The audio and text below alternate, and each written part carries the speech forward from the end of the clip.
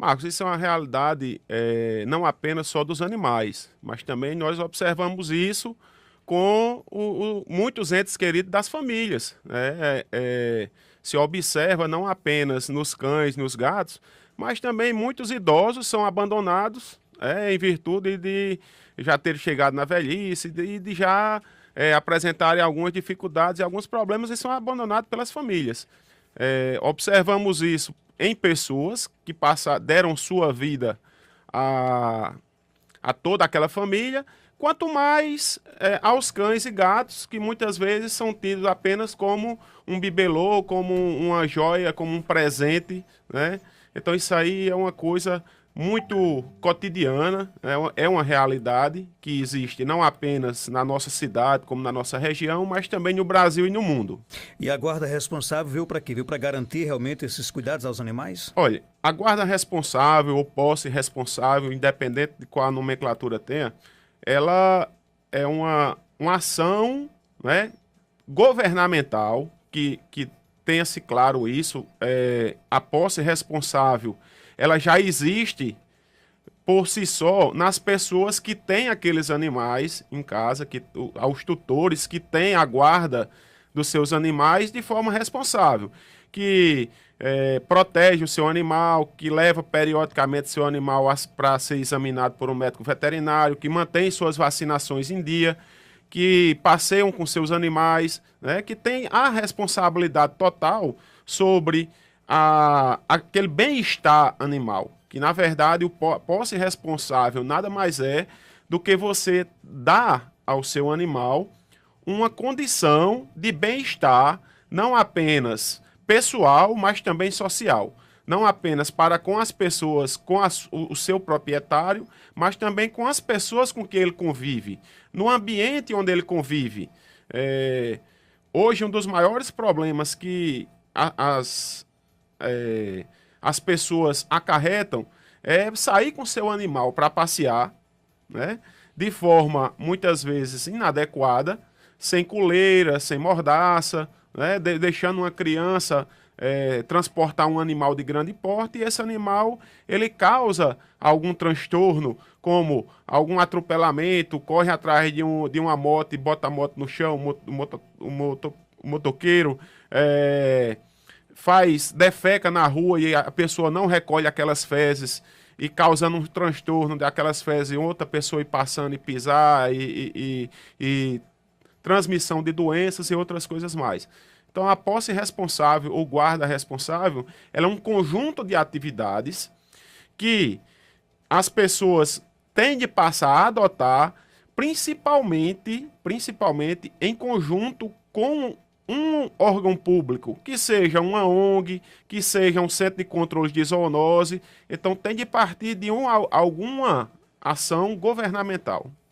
E então isso quer dizer, por exemplo, que qualquer dano que o animal ele venha a provocar em alguma pessoa, o responsável é o seu dono. Ah, com certeza. Existem leis hoje no Brasil que tanto ela é responsável por punir, né, a questão de maus tratos, né? Existe uma lei federal que é a 9.605, né, de 1998, que é a Lei de Crimes Ambientais, que ela pune as pessoas que maltratarem os seus animais ou que abandonarem os seus animais. Mas também existe a lei civil, né, brasileira, que ela pune as pessoas por ela causar algum transtorno, tipo, o cachorro está latindo demais, né, e está perturbando o vizinho. Isso é passível de crime. Né? A pessoa vai entrar com uma representação e, consequentemente, essa representação ela vai ser acatada pelo juiz. Então, os gatos, que é muito comum hoje em Caicó, os gatos que ficam sob o telhado das casas causando transtorno, né? Porque o gato ele é semi-domiciliado. Ele é de sua posse, de sua guarda, mas ele sai do domicílio muito fácil, diferentemente do cachorro. Então, isso também é passível de crime. Você vai caminhando com seu cão e seu cão causa um acidente, ou você deixou a porta aberta, o seu cão saiu, ou você solta de manhã e ele sai para passear. Isso tudo é passível de crime, né? crime a terceiros ou Onde é que a gente mordedura... denuncia, por exemplo, esses crimes? A Polícia Civil.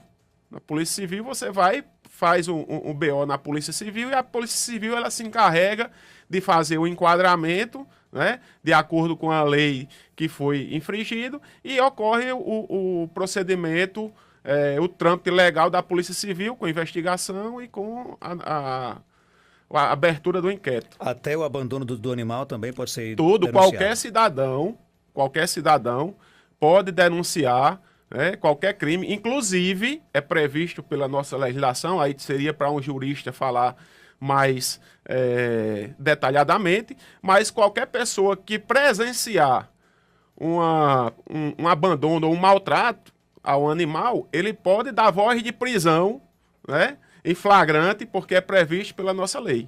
Nós estamos aqui falando de qualquer tipo de animal, né? Isso, qualquer tipo de animal. Qualquer tipo de animal. Doutor Robson, por exemplo, nós lemos aqui no início, anunciando aqui a sua participação, que os animais, e alguns deles têm uma vida realmente longa, uma sobrevida longa. Agora vai depender da forma que ele é tratado na sua casa? Isso, com certeza. Veja só, eu digo isso a todos os meus clientes. Hoje, os cães e os gatos, eles estão sendo criados como entes familiares, muitos deles. Inclusive recebendo até sobrenome da família, né, ao seu nome. E eu gosto muito de dizer que na nossa vida como ser humano, nós aprendemos que nunca, né, nenhum pai gosta de enterrar um filho, né? Nós fomos criados entendendo que sempre os filhos enterrariam os pais.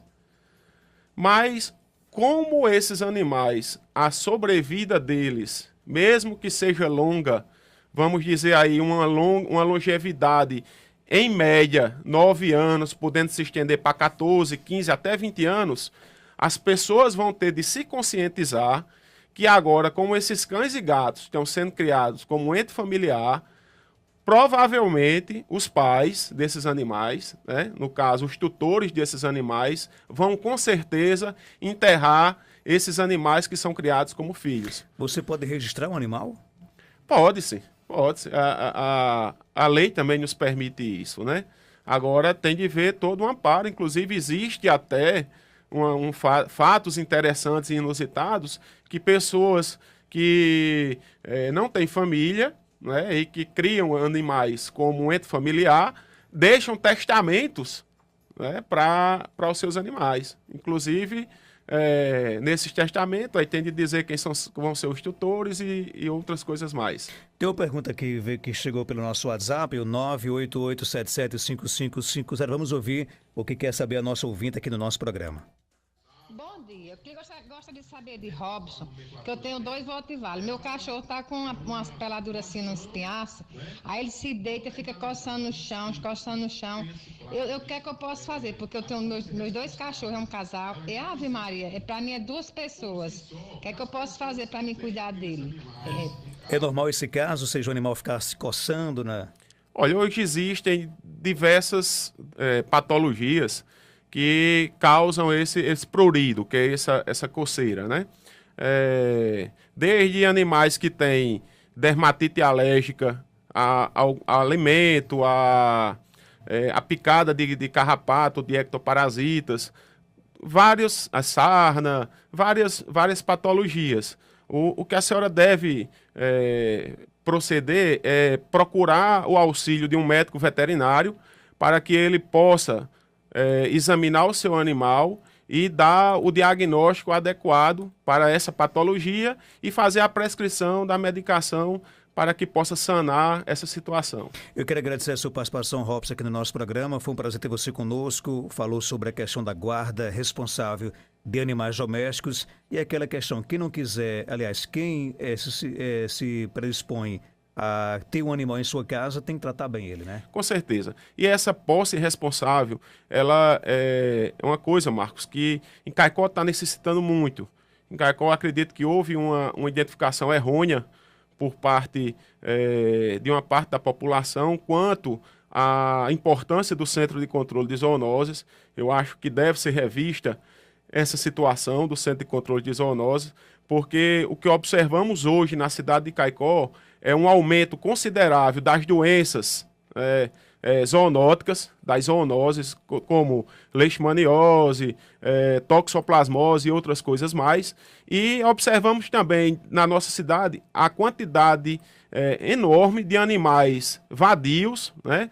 Animais que estão aí abandonados na nossa rua, passando por situações de fome, rasgando lixo, comendo lixo, defecando na rua, correndo atrás de pessoas, mordendo pessoas, sem ter uma condição mínima de alimentação, de água, de abrigo, né, de sendo hospedeiro de doenças, né, e toda uma parte da população jogando a culpa em quem não tem. Né? Jogando a culpa em quem não tem. Inclusive, essa é a dúvida aqui da nossa ouvinte Maísa Alves. Ela pergunta o seguinte: e quando a pessoa é mordida por um cachorro de rua que não tem dono, por exemplo, quem é que deve arcar com esse prejuízo?